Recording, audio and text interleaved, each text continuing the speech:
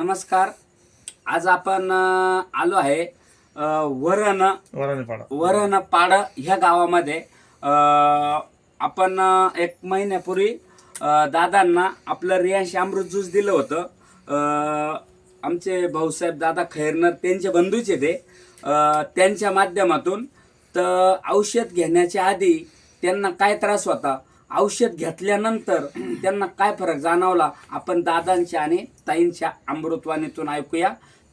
नमस्कार ताई. नमस्कार. तुमचं नाव काय, पूर्ण गावाचं नाव, तुमचं नाव? अनिता नानाजी खैरनर वराण्यापाडा. बर. औषध घेण्याच्या आधी दादांना काय त्रास होता? जेवण करता येत नव्हतं. जिभेचा गाठ होती, ती गाठ सरळ झाली. डॉक्टर काय म्हणलं तुम्हाला? हा काय काय प्रकार आहे हा? कॅन्सर आहे, आता ऑपरेशन करावं लागेल असं सर्जरी. औषध देऊन आपलं एकच महिना झालाय.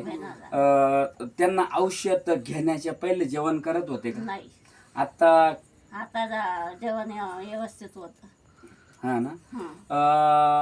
डॉक्टरनं काही गोळ्या दिल्या होत्या तुम्हाला? अजून काही खर्च केला तुम्ही दवाखान्यामध्ये? हो. किती दिवसापून हा त्रास होता? 7 महिने 8 महिना. बर. जवळजवळ आपण त्यांना भूक पण लागत नव्हती.